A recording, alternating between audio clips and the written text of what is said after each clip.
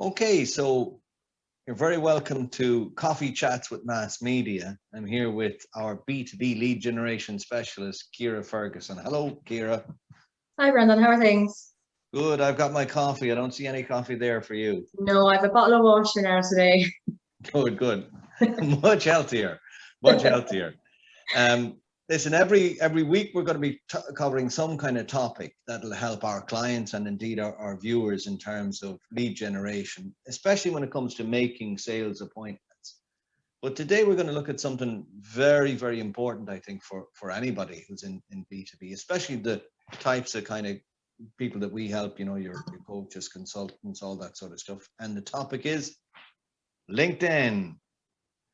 So LinkedIn really is where it's at the moment, isn't it, Kira?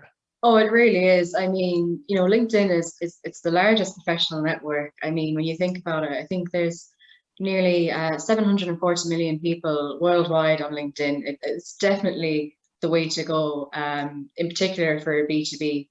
And especially now, I suppose, with everything kind of progressing online due to COVID-19, I think a lot of people have kind of really focused in on LinkedIn, and it just really seems to be building.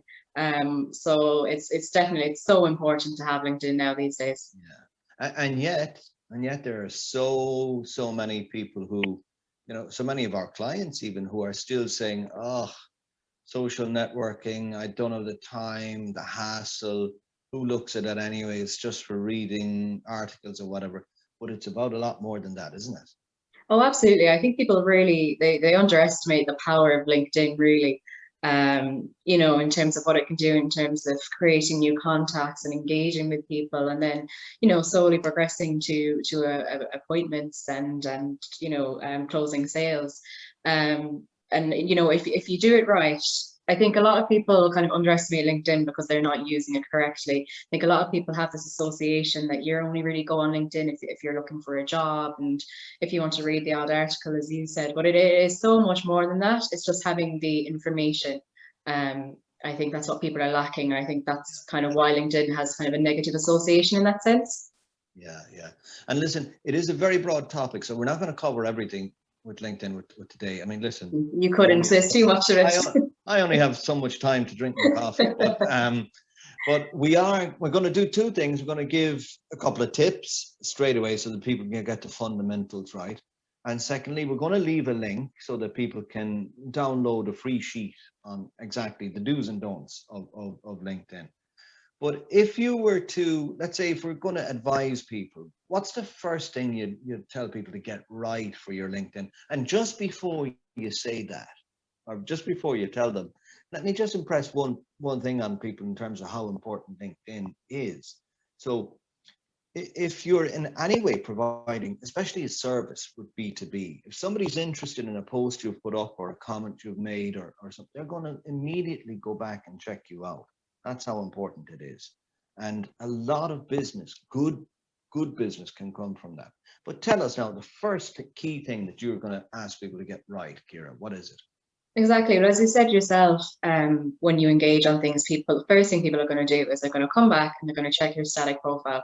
So it's so important to make sure that you have, a good profile, one that people want to look at, even simple things like, make sure you have a good, clear profile picture.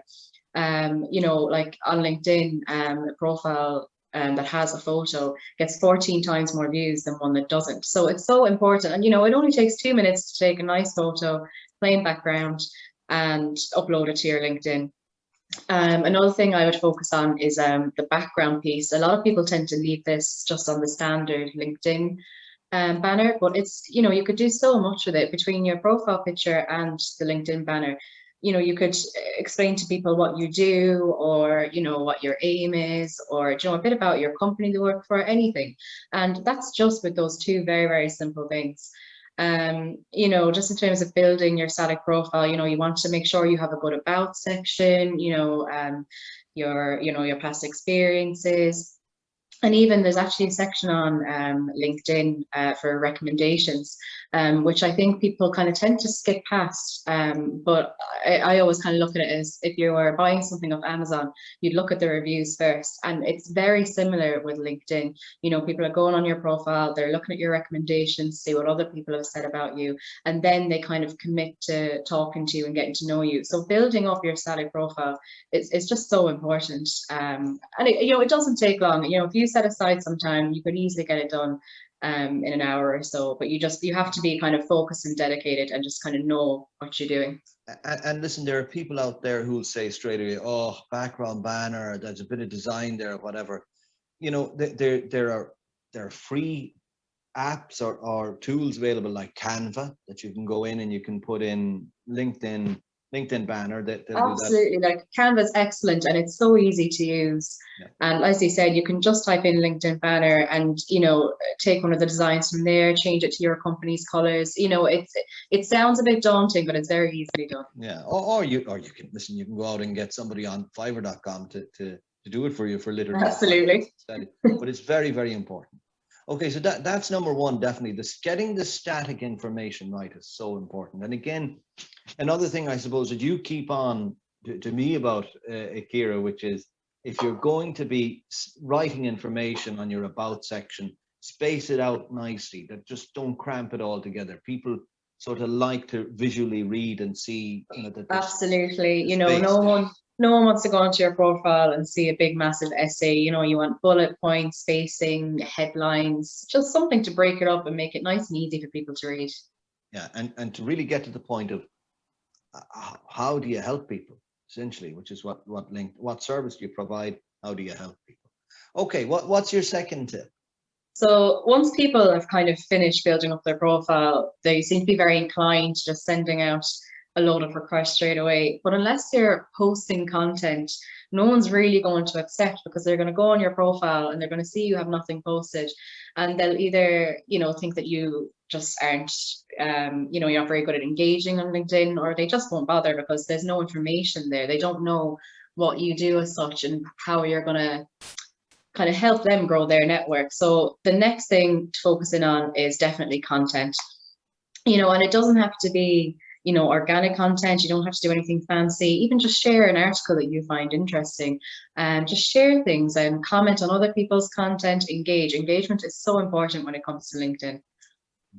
Okay, so good engagement, and I suppose giving value really in terms of what you do, because people they have insights. I mean, no matter what your work is, you have insights, key insights that other people just don't have, because they're not doing that work. They don't specialize in it. So it's about giving.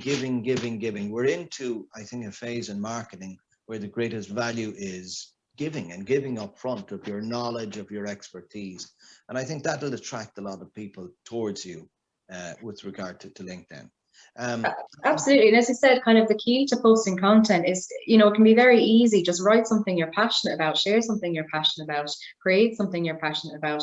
You know, it doesn't have to be like a long, boring process. Like, just, you know, as long as you're posting about something that you have a lot of information about, like, it'll be interesting for you and it'll be interesting for the people you're connecting with as well.